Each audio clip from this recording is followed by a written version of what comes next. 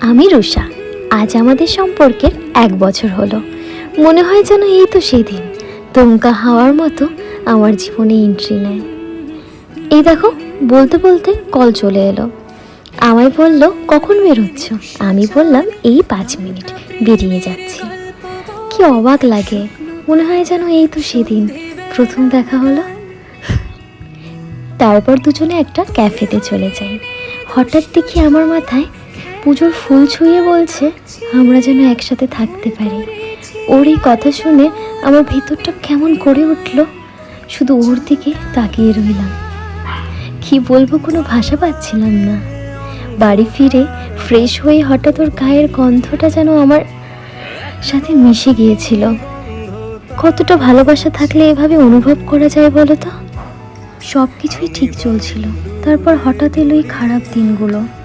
বাড়িতে সব